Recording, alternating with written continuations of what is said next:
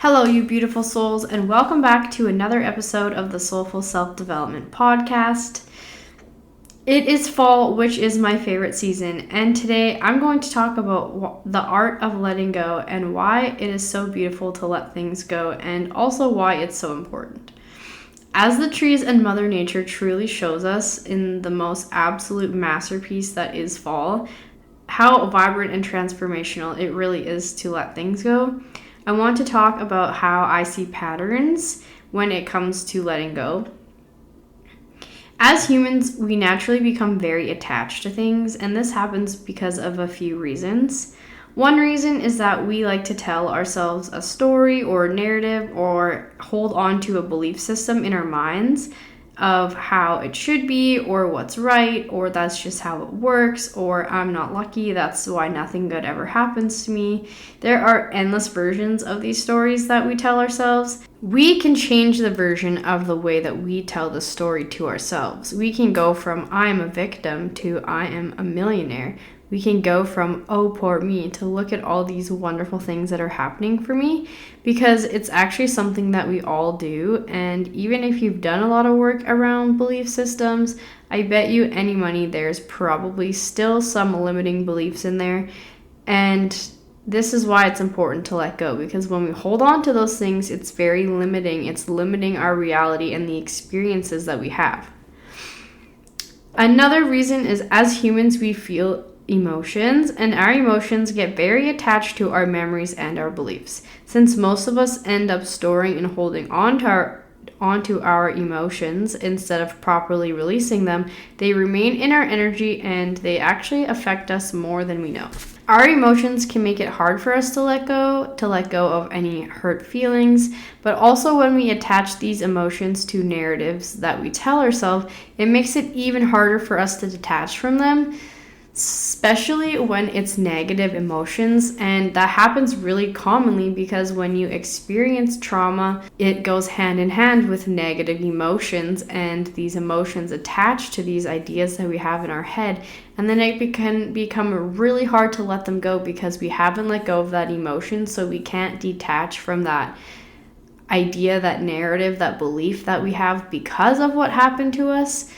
So this is why letting go is so important. And another reason is, I don't know really if this is just me, but I also find that I attach to the idea of what could be as well. I think this is because I'm such a visionary and I'm really good at, at the beginning of any situation, I can envision multiple ways that it's going to go. And I can be bad for attaching to what I want to happen, which is not ideal, because really there are infinite possibilities for any outcome to happen, and even if it's the same outcome, there's infinite possibilities to go from point A to point B, even if you're still getting from point A to point B. But I can tell myself the story of, okay, this is going to happen, and then this and this and this, and then I can get really attached to that idea in my head of what I want to happen. And that's not good for letting go, because if it doesn't go exactly as you have planned in your mind, which in a way we want to do this because it does help with visualization and manifestation, but we have to leave it open-ended of like, this is what I want, and I'm going to take actions towards getting what I want, but I'm also going to trust in the universe that it's going to bring me what I want in the best possible way. I'm just going to use examples. So say I like a boy and I could see the potential of what could happen inside of that relationship, especially if I know the person. And if it doesn't pan out the way that I want it to be, then it can feel extremely disappointing.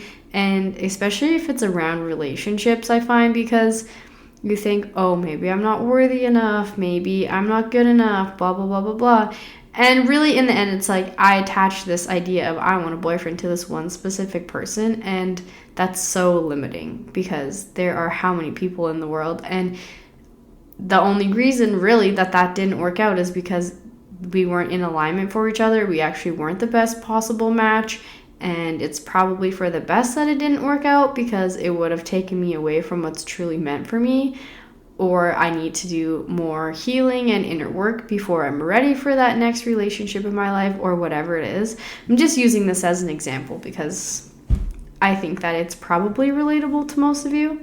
We will have these attachments, but they can also be positive and negative. So we can actually use this to our advantage, and we will talk about this more a little later on. These things that we're attached to can lead to patterns in our lives. Situations will continue to show up until you let go.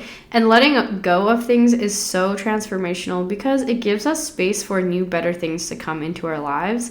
And now is the best time to do so because it's literally the season. It's literally fall. The theme is letting go. Look at the leaves falling. Look how beautiful it is for the trees to let go of their leaves. Do you think the trees want to be bare and naked? No. But they go through the seasons, right? They have to go through these seasons every single year, and these leaves turn the most beautiful colors, and then they fall off, and it's just the most beautiful thing to watch. So think about how beautiful it will be in your life when you do that for your things. There are probably a lot of things that you need to let go of because we literally all do. And there are attachments that we have that we don't even know that are there. And this happens because it's in our subconscious. And it's more often than not that these things are slowing us down, lowering our vibrations, and keeping us stuck in one place. So you might be thinking, what are some things that I need to let go of? What might be holding me back? What am I maybe not aware of, or maybe just don't want to admit to myself that I don't need? So we're going to dive into some common examples of things that we should be letting go of this season. Number 1 is habits. Habits that are not serving you or supporting the version of you that you desire to become. So maybe it's too much screen time, maybe it's not spending time outside, maybe it's not really taking care of yourself, drinking, smoking, not moving your body, things like this. I think most of us are guilty of at least some of these things, but there are literally habits of things that you do every single day that you could simply let go of doing or switch to embody a better habit for yourself that is going to have deep transformational effects in your life. Number 2 is food. What you put in your body has such a huge impact on how you feel every single day. And if we are eating a lot of heavy, dense, and processed foods, then we're going to feel sluggish, tired, have less motivation. We feel so heavy, and it starts to affect everything in our life. And once you become aware of this, it's really hard to unsee it, and it becomes harder to keep doing this to yourself. I, for one, have really noticed this for myself in the last few years because I started creating this awareness around food and how I feel after I eat everything. So I love ice cream, but I know that if I'm gonna go and eat ice cream, that my tummy's probably gonna hurt, that I'm not gonna feel very good, I'm not gonna have energy to do things that I need to get done. So it motivates me to eat less junk food because I like having a lot of energy. I like being active. I like being able to do a million things in a day because my mind is always busy. So it's nice when I can keep up with it and not feel like a couch potato rotting on the couch. Number 3 is limiting beliefs. And this one is huge and something that we all have.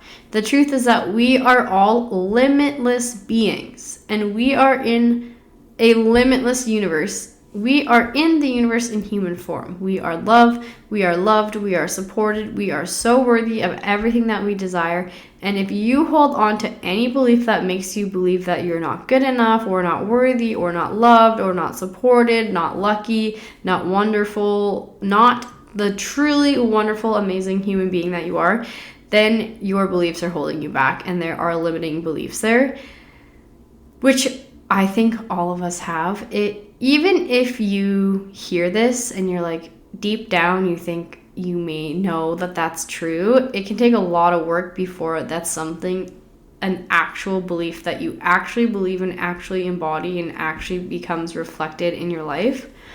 And this is so important because our beliefs affect our entire reality. And if we believe that we're not good enough, then things are going to continue to show up in our lives to make this statement true. And yes, we really are that powerful. So that is manifestation, right? Our thoughts, feelings, beliefs, everything that we experience is a reflection of our thoughts, feelings, beliefs. So if we believe we're not good enough, there's never going to be a situation where we feel good enough. We have to stop and tell ourselves, I am good enough. Of course I am good enough. Why would I not be good enough? I am more than good enough to call in my soulmate, to have a child, to whatever it is that you want to manifest. But if you're sitting there thinking, oh, I'm not good enough, this is never going to happen for me, blah, blah, blah, blah, you're telling yourself this whole story. We can't be surprised when it doesn't happen. We're just telling the universe that we're closing ourselves off to the possibility of it even happening because we're saying no. And we need to stop doing that for ourselves. Number 4 is negative self-talk. And this can be very closely related to limiting beliefs. But we do need to be very careful about how we talk to and about ourselves. Our words and thoughts are truly so powerful, and what we say really matters. We must be loving and kind towards ourselves, and when we are talking about ourselves, we need to love ourselves and be understanding and compassionate towards ourselves, and we need to be our own biggest fan, supporter, hype man, whatever. You need to be nice to yourself. You need to love yourself, okay? If you catch yourself saying, oh, I hate myself, stop, correct yourself and say, no, I don't hate myself. I love myself. I am wonderful, and list off some things that you love about yourself because this can help you to get out of this pattern. But there's so many things that we say so mindlessly that are negative about ourselves, like, oh, I look fat. Oh, I'm ugly, blah, blah, blah, blah, blah. It's not helping you. It's not good for you. And it's just, you're just being your own biggest bully. And it's going to be really hard to grow and transform and become this most wonderful version of yourself if every time you look in the mirror, you're telling yourself that you're fat. Well, your body's not going to let go of that weight when you're so attached to the identity of being fat. Like, a lot of transformation really comes from mental, and like your body will hold on to things as a protection mechanism. And when we're attacking ourselves all the time, like, our body has no other choice than to protect itself. So don't be your own worst enemy. Don't be your own biggest bully. Be your biggest supporter. Be your biggest own hype man. Hype yourself up. Tell yourself you're hot. Tell yourself you love yourself. Tell yourself how beautiful, wonderful, magical, and powerful you are. Because that is the truth. And we don't have to think that we're better than anybody else to believe in ourselves or believe that we're capable of all these things. It's not a I'm better than you, so I deserve it. It's you should never ever compare yourself to others. The only thing that you can compare yourself to is yourself. Are you doing better than you did yesterday? Are you putting in the work to transform your own life? You can't compare yourself to anyone else because we all have different experiences. We all have different lives. You know, you're comparing apples to oranges. It's never going to add up. The only thing that you can compare yourself to track your growth, to track how you're doing, is yourself. Was I nicer to myself today than I was yesterday? Should I go and look in the mirror and tell myself a few nice things? Right? Like, that's what's important. Number 5 is letting our ego drive. We live in a world where it is very ego driven. And I feel that if you feel that you are more or less important than somebody else, that is your ego. And if you're comparing yourself to others, being judgmental, that's your ego. When we end up letting go of, well, you can't fully you're always going to have an ego. But when we let go of our ego taking over our life, when we say no more, you're not in the driver's seat, ego, you are there. Our ego has a purpose. Right? It's meant to keep us alive. It's meant to keep us safe. Sometimes we need our ego to help us stay out of danger. But when we are in fear-based living and we are very ego-driven and we think that it's every man for himself, and so I need to be better than Susie because, you know, if I'm not better than Susie, then I'm going to die, which is not true, but that's how our egos are programmed to think. It's like, used to be survival of the fittest, and our ego was important because you needed your ego, so, you know, you didn't get eaten by a lion or whatever. But now our egos are driven because we're fearful of not being good enough, fearful of not being loved, fearful of not succeeding and all these things. And we live in that state of fear. And when we're in the state of fear, our ego is driving. So just be aware of that, because when we let our ego drive, we end up being very lonely and isolated. And it always kind of ends up being disappointed.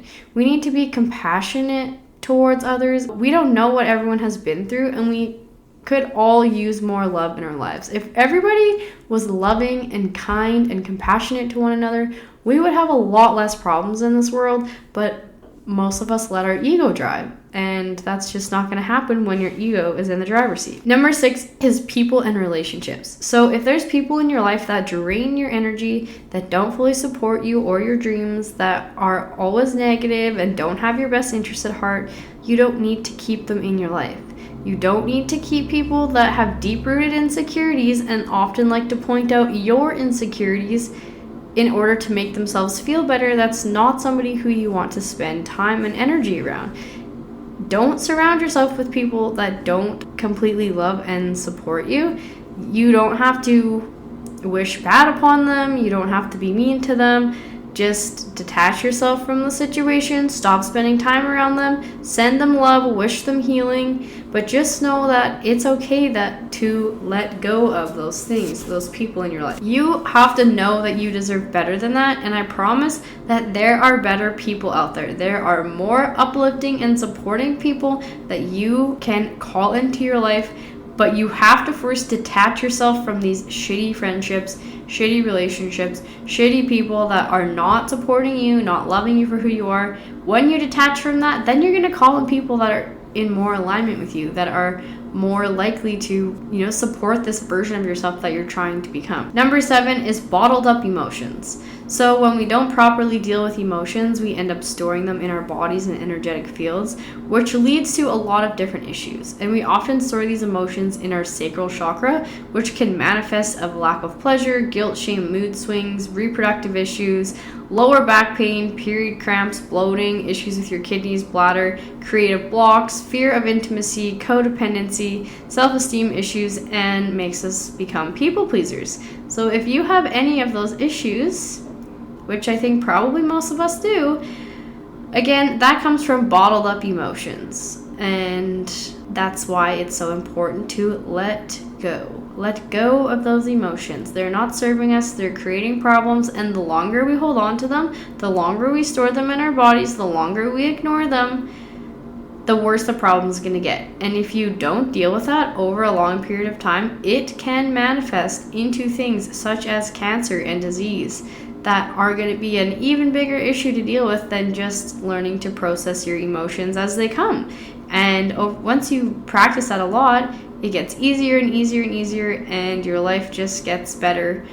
I struggle with really bad period cramps, and it's not every single time that I have my period cramps. Sometimes I don't have any cramps at all. Sometimes they're mild. Sometimes they're so bad I can't even walk. And I did a lot of healing around my womb, and I was like, yes, my next 2 periods, I had no cramps. It was so awesome. I was like, I'm healed. I'm never going to have another issue here for the rest of my life. And then the next period I had knocked me on my ass, and it was so bad. So I was like, well, what the heck? I thought I did all this work.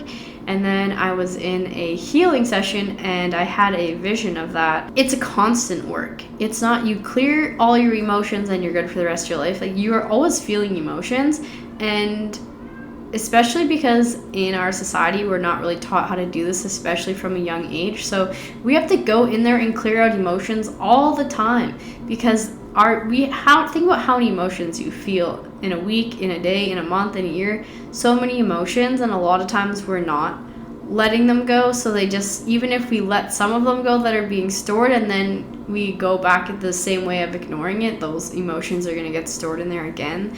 So it is constant work, but the more you can be better with your emotions, the easier it is to process and let them go, and the less issues that you're going to have. So now here is some reasons why we should let go of all these things. Number 1 is it makes us feel lighter. When we let go of all these things are so heavy. They're weighing us down. We start to feel lighter. We may even lose unwanted physical weight from our bodies. We can move through our days with far more grace and ease, and it becomes easy for us to just get stuff done. It becomes easier. Everyday tasks become less daunting. So if there's little things that you should do every day, such as doing the dishes, and it seems like it's such a big issue and you don't want to do that, and it can just be so hard to do the simplest things, like go to the grocery store, that maybe you feel overwhelmed, you don't like to leave the house, whatever it is, all of us have different issues that are all similar but different in our own way. When we let go of these things, it becomes lighter. It becomes easier just to live every single day. It becomes easier to do all the things that we need to do for ourselves, for the ones we love, whatever that is. Keeping your house tidy, whatever. It's infinite. It's literally everything. But just know that that is a really big part of it. Number 2, we make room for the new things that we want to call into our lives. So the only way that we can truly make a difference in our lives is by letting go, because when we let go of the things that are no longer serving us, we're putting it down. It's no longer with us. And now we have all this free space, all this energy to attract what it is that we do want. But we're never going to attract what we want when we're holding on to all these negative emotions, feelings, patterns, habits, whatever it is. We're closing ourselves off to all these wonderful, great opportunities of the things that we actually truly desire to happen for ourselves. So just keep that in mind. Number 3 is that it helps us to live in the present moment. So when we're holding on to so many things, all these things that we're holding on to come from the past, and we end up focusing a lot of our energy on the past. Maybe you have a lot of regrets and things you wish you could change. Like, oh, I wish I didn't have said that. Oh, I wish I never done that. Oh, I wish I would have done this. That's a lot of focusing on the past, and it pulls us out of the present moment, which is where you want to be, because you're never going to have this moment ever again. And time can pass us by so quickly when we're focused on the past. We're not even paying attention to what's happening right now. We're worried about what already happened, and we can't change that. We can't change the past. And that's okay, because it led us to be where we are right now, but we have to learn to let go so that we can live in the present moment, because that's where the magic is, that's where the beauty happens. And when we live in the present moment, we have so many magical experiences. It's a very peaceful state. It's just what it's meant to be, and it becomes easier to do things like meditate and that kind of work that's important. So when we focus on the present moment, we become so much more mindful, and we're able to manifest more. We can see things for what they truly are and not for the story that we've told ourselves that they are, and it can help us to not play the victim card and not keep us in a victim circumstances. Number 4 is self-love and empowerment. When we choose to let go of all these things, we are showing ourselves how much we truly love ourselves. And this is very empowering. It gives us the power to put ourselves first and reclaim our personal power that we have been giving away to all of those things that we were holding on to. And when we choose to love ourselves and make ourselves a priority, then life can be so magical and so transformational and just so wonderful. And number 5, the last but not least, is healing and forgiveness. All those things that we hold on to can create a lot of pain and suffering within our lives. We can forgive both ourselves and others in order for us to heal and up-level into the best versions of ourselves we can possibly be. Forgiveness is so powerful, and it can be such a wonderful tool when it comes to healing and letting go. And when you can choose forgiveness, it can make letting go even easier. So that's all that I have for you guys today in the art of letting go and the beauty of fall that is all around us at the moment. So take a look at your own life and see if there are some things that you should be letting go of in order to create a better reality for yourself. Thank you so much for tuning in today, guys. I love you all so much, and I will see you next time. Bye!